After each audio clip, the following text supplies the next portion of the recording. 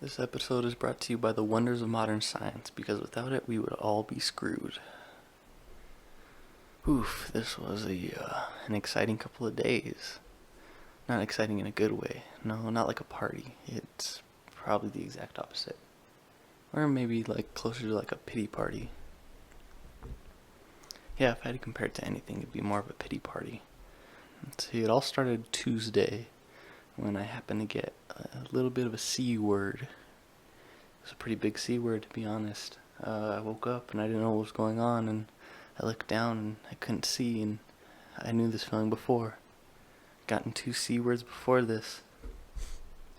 And as soon as it happened, I knew. So I rushed over to the trainer, the medical trainer for our football team, and she looked at me dead in the eyes and told me, "Son, you got a C word." So I had to go break the news to my parents. "Mom, Dad, I have a C word."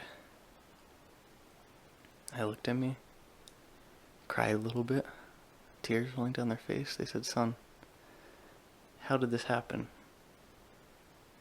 I told them I got hit really hard, just like that.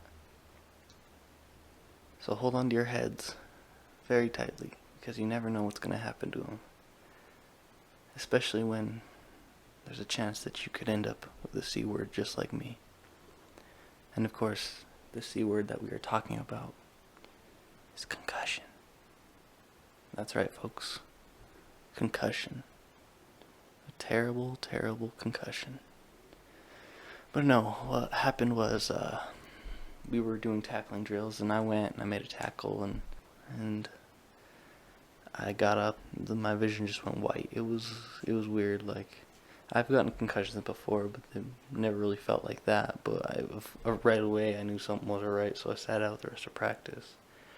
I went to the medical trainer, and yeah, she pretty much confirmed it. So that's just the start of the long road ahead. But anyway, so the next day I wake up, I'm not feeling great, my head's hurting, nauseous. I got this weird full body anxiety kind of thing going on, so I don't end up going to school. I stay home, watch some Anthony Bourdain, but I slept most of the day. Couldn't really get out of bed. Like, it was like a full day migraine kind of, in a way. It wasn't as bad as a migraine because I could still function, but it was definitely a pretty severe headache. My mom got home, and suddenly I just started getting the chills. Like, I was freezing, but it was hot in the house, and I had on like 3 blankets, but I was still just freezing. I was shivering, and so she went and picked up my sister from practice. She got home, she took my temperature, and it was like 103.7, which, if you know anything about concussions, a concussion and a fever don't really go together well. So I ended up taking the ER and took some ibuprofen, some Tylenol, and they started checking me out. And they were confused by the symptoms because they said, a concussion and a fever don't really go together. That was something we, of course, kind of knew. They ended up going through their procedures, and I was feeling terrible the whole time. My face was white. I could barely walk. I could barely stand. I had the chills. I was sweating buckets in a gray shirt. You could tell. I looked like I just jumped in a swimming pool. But anyway, they ran a series of tests. I got a chest x-ray done. They swabbed my mouth. A blood test, so I got an IV, 2 IVs put in. They ended up putting fluid in them as well. And a urine sample. So after all that was done, they were testing mono, strep throat, a UTI, and some other stuff I'm sure I really don't even remember. But anyway, after all that was done, they came to the conclusion that it couldn't really have been anything normal.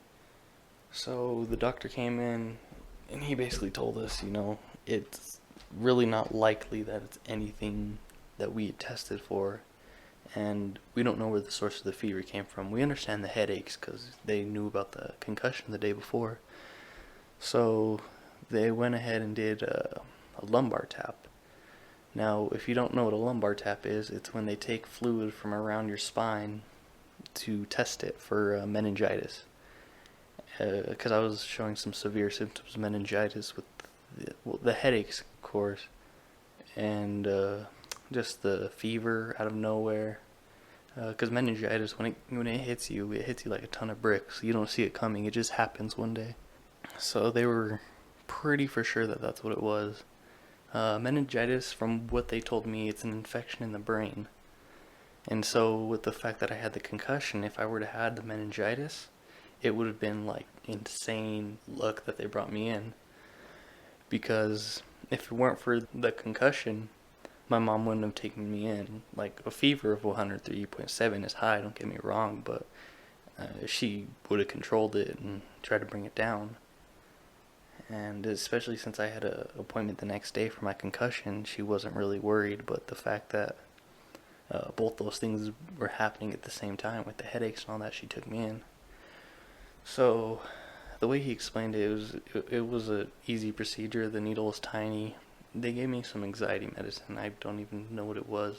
As soon as it hit me, I knew. It felt like a weird floating sensation. And plus, I was probably on a fever high because I still had an extremely high fever. So they put in some of that anxiety medicine into my IV. I look over at my mom and my dad, and they're wearing the surgery hats or whatever you call them, and they looked hilarious to me. I don't know why, and I just kept giggling at them as the doctor was behind me getting the stuff in, and they just kept telling me not to look over, not to look over. So finally, the doctor turns me on my side.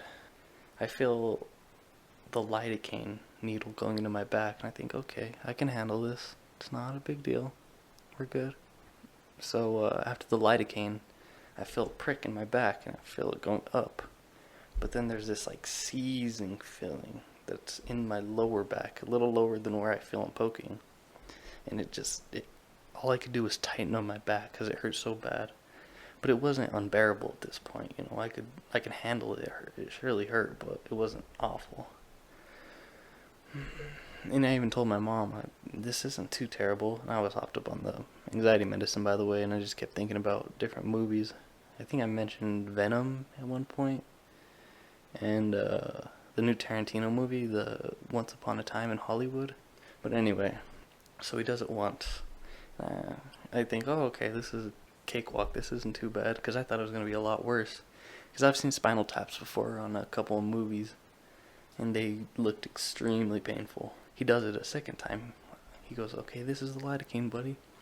And I feel the second needle. It feels like a bee sting in my back. And I'm like, okay, that's not very comfortable. I wouldn't want to do this again, but I guess it's not awful. And I know I have to do this. I don't really have a choice in the matter. So he does it again. He sticks the needle in again. I feel it. I flinch a little bit. And he pulls it out. And I think, okay, we're probably done. So I ask him, I go, are we done? No answer. And he goes, I need to get a bigger needle. I got the wrong size. Jesus Christ. I'm thinking, God, the wrong size. How do you get the wrong size needle? So anyway, the nurse comes back, loads me up more of some anxiety medicine, which I'm thankful for. Then the doctor comes back with the needle. I think, okay, if it's just the same, I could work through this. It's not going to be a big deal. But then he puts the lidocaine again, and by this time, a lot of my back is numb, and I think, okay, I'm so numbed up at this point, there's no way I'm going to be able to feel it. Nope, he sticks that needle in again, and this time I feel it go deeper, and it was that seizing pain times 10. I can't even explain the feeling, but it's in the bottom of my back, almost in my butt. I could feel just clenching tighter and tighter. It's like my muscles were grinding together. And at this point, I was freaking out. I was grabbing the sheets, trying to hold on. Like, I'm not even gonna lie, I was whimpering like a baby. It hurt so bad. And he pulls it out. And I think, okay, we're probably done. Like, he probably got it. He goes, okay, one more time, buddy. Last time's a charm. And that last time, I couldn't take it. I had boogers running down my nose. I was freaking out. I was trying to hold my legs still just so I didn't move and make the pain even worse.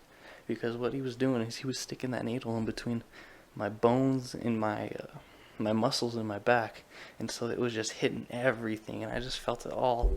I even felt a little pain in my butt, which is a little weird. I was freaking out, like I was trying not to scream in that hospital room, but it was the most severe, just terrible pain I've ever felt in my life, and it probably lasted about 20 seconds before he finally pulled it out. He called it a day, but he wasn't able to get the fluid, so we weren't able to confirm whether or not I had meningitis, but I am home right now, so that's probably not the case. So anyway, they say it's doubtful that I probably have meningitis after all that happens, but they decide that they want to keep me in the hospital a little longer. They go ahead and admit me to the actual hospital, so at this point it's probably about 12:30. I don't know, I'm a little shaky on time because I was all hopped up on whatever it is that they gave me. But I remember just getting up and having to go to the bathroom, and this nurse looks at me, and it's been so long since I even remember being talked to like this, but she goes, "Are you okay, buddy?" And whimpering, go, "Yeah, it hurt." And she goes, "I'm sure it did, buddy." And I just think back to like, man, like I felt so helpless at that moment, because it's close to torture. You can't do anything about it, and it's not like I was gonna go and attack the guy. He was trying to help me, but at the same time, it was just a terrible feeling that I couldn't do without. So because he wasn't able to get that fluid out, there was a possibility that if I was still showing symptoms by the next day, I would have to do that test again, but this time with some sort of x-ray machine, and where they would be able to pinpoint exactly where my fluid was. I was barely there when they were explaining it to me, but I was just asking, please don't do it again, please don't do it again. I was begging at that point. But it was a moment where I felt so helpless, and it was something that I'd never really felt before. So I fall asleep for a little bit as we wait for the ambulance to transport me to the actual hospital. And I wake up again and just shivers. I'm just shivering, trying to hide my symptoms because I don't want to have to get tested again for that. So we're sitting there waiting. 2 hours goes by. 3 hours goes by. And 4 hours goes by, and I wake up, and there's this big dude, like husky dude. He's in an EMT uniform, and he looks at me and he goes, "Can you stand?" I go, "Yeah." So he goes, "Okay, can you get on the cart for us?" And so I get onto the cart. They strap me in. They go to load me up in the ambulance. And this dude, I kid you not, just by himself with the gurney, just picks it up and just puts it in the ambulance. He's a big dude, probably like 400 pounds. So they load me up in there. They're playing like Weezer while I'm in the ambulance. And he's just asking, the other dude, he's got glasses, he's kind of nerdy, just asking me questions, typing on his Windows tablet. So I ride to the hospital. I get there and I end up in the kids section. While I'm there, they keep asking me questions. I get asked the same questions over and over, and by this time it's almost 5 o'clock in the morning because it took forever for the EMTs to get there. Oh, and I forgot to mention this, but when I got to the emergency room, I weighed in at 175, and then when I got to the actual hospital, I weighed in at 165. So I dropped about 10 pounds in water weight of just sweat, I guarantee. But I'm finally able to rest a little bit. I have 2 IVs, one in each arm. One's a little bit bigger than the other for some test they had around. I don't even know what it was. But I eat a little bit before I go to bed. They give me one of the big water cups that they give in hospitals, which is nice. I'm using it right now, actually. I get a little bit of sleep, but I still have a fever, of course. And I begin to have a fever dream that I'm playing like beanbag toss in the room, and because I hear people outside playing beanbag toss in my dream. I don't know, it was weird, but I was like half asleep, half awake for it. Which I have dreams like that quite a bit, actually. I'll have dreams where I'll go to sleep, but I'll wake up and it will be like one continuous thought. Like it could be all through the night or just a couple hours. of just thinking. It's where I've progressed in my thought, but I've woken up. I was in a dream state while I was thinking. It's a weird phenomenon. I've had it quite a bit though. Like when I read or when I write before I go to bed, I'll feel it.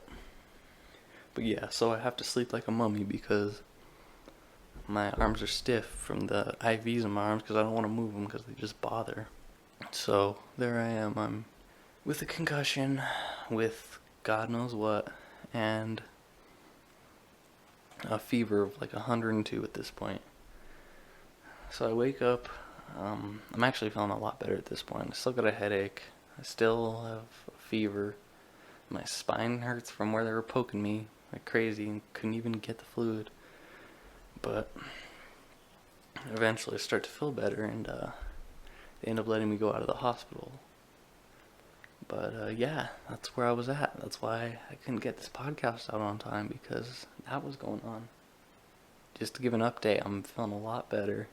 My throat's actually starting to hurt, which is great news because then it's not anything serious. It's probably just like tonsillitis or something.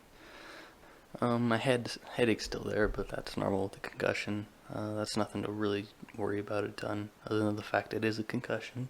So, yeah, that's about it. Alright, well, thank you guys for listening. I appreciate you guys waiting for me to get this podcast out. I was eager to get it out even while I was in the hospital. I was thinking I was going to have to do an episode from the hospital, which thankfully I did not. So, thank you guys for listening.